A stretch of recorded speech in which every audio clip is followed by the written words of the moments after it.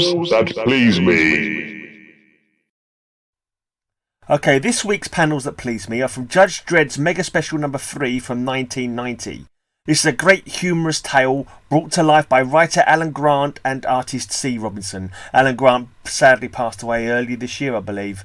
This story is a great homage or parody of the popular Carry On movie franchise, which anyone who lived in the UK in the 70s will be familiar with these films. They've been repeated all the way, like, they've never stopped repeating them. In fact, I used to love them as a kid because they were silly and funny and a bit saucy and a bit sexy.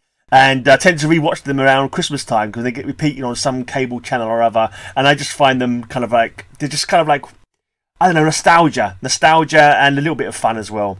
On this splash page, we see many of the regular Carry On cast with the text saying, "It's a crime the way they keep the law in Legover City 1. So instead of Mega City 1, the world's been changed to Legover City 1, which I'm assuming Legover means the same thing everywhere around the world.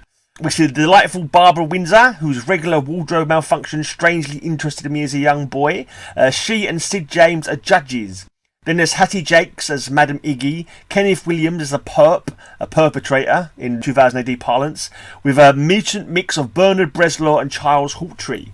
Now, if you're a fantasy fan, you might remember Bernard Bresslaw. I think he played a giant in Hawk the Slayer with Jack Palance, and he was the Cyclops, I believe, in Krull. Anyway. The story starts with Muty Bernie Charles tunneling into Legover City, with Bernie making various double entendre bottom jokes throughout, with Charles admonishing him for his language. Quite often he's not actually making double entendres, but Charles is reading them as double entendres, and that kind of double meaning is very, very popular and frequent in Carry On movies. Now, he's looking for Madam Iggy, played by Hattie Jakes, to get him a new ID because mutants are not allowed in Legover City, much as they're not allowed in Mega City.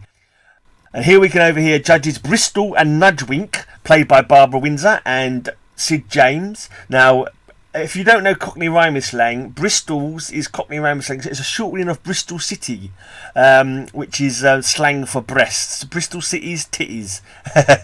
And Nudgewink is just, if you've ever seen the old Monty Python sketch, nudge wink, basically it's a little bit of a saucy joke kind of thing. Right, they seemingly to be saying something rude at the moment. We can see but actually discussing a hot dog. But it looks like they're saying something a lot ruder. Here, Bristol, cop a hold of this. Oh, it's so big and hot, Judge Nudgewink. I don't think I'm going to manage it.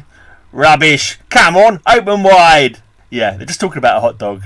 Now, this is typical Carry On saucy seaside postcard type of humour that this franchise excelled at, and basically it's quintessential British humour as well, really. Like, hearing about a mutant on the loose, they roar into action with Bristol having a slight clothing-related mishap. Later on, Kenneth Williams pops up as a pretty inept burglar. He's just one of the cast who did so many of the Carry On films. I suppose they had to find a role for him in this little parody. Then we see Mutiny Bernie Charlie turn up to see Hattie Jakes for some tongue-in-cheek jokes. Lots of sexy double entendres going on. Also here we see Nudgewink tells Bristol to pick him up, meaning her feet, but she mistakes him and lifts up her breasts instead. Finally we discover this whole thing has been a film in a cinema that the real Mega City judges are raiding. It turns out Carry On movies are illegally imported from Brit-Cit and are banned in Mega City. There's so much stuff banned in Mega City: sugar, coffee, comic books, heavy metal. I think they've all been banned in Mega City at some point or another. Attempting to escape, a citizen perp is tripped by Anderson. He falls into a concession stand and gets covered in various condiments. And in these two panels we see Anderson apes the Bristol Barbara Windsor character from the film. Ooh, saucy! The story ends with Dredd in typical humorless seriousness instructing his colleagues to carry on judging.